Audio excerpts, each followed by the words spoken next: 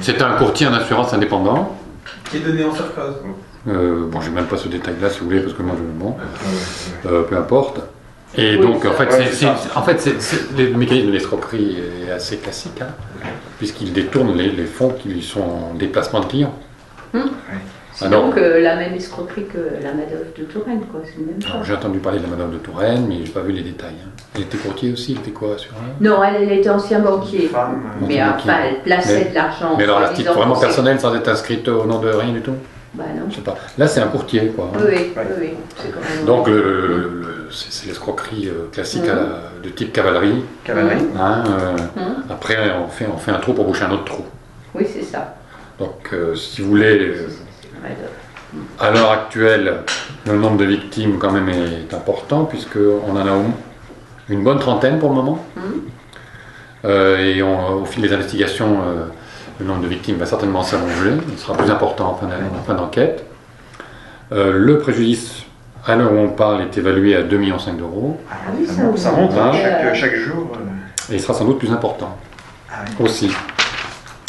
La durée, ce qu'il faudra déterminer, c'est la durée pendant laquelle il a commis ses abus de confiance et escroqueries. Donc ça sera certainement sur plusieurs années, parce que c'est un mode de fonctionnement en fait. Oui, voilà. bien Une sûr. fois qu'on est lancé dans c'est une spirale en fait. Spirale. Donc il y avait parfois l'abus de confiance ou l'escroquerie était étoffé par de faux contrats pour persuader les victimes d'adhérer. Et il procédait donc, les personnes le réglaient par des chèques. Alors c'était souvent des chèques sans ordre. Ah oui. Hein, donc lui, ça lui permettait parfois, ces chèques sans ordre, de rembourser d'autres personnes avec les chèques d'autres clients. Hein, c'est la cavalerie en fait. Hein, et parfois en espèces. Hein, voilà. D'accord. Donc si vous voulez, c'est l'escroquerie classique de cavalerie par un courtier en assurance avec ce qui la caractérise là, c'est le nombre important de victimes et le préjudice.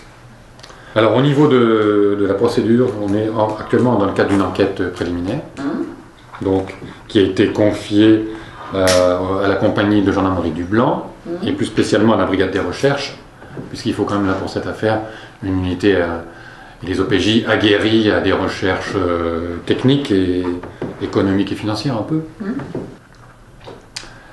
Donc, on peut déjà dire que les faits sont reconnus par l'intéressé.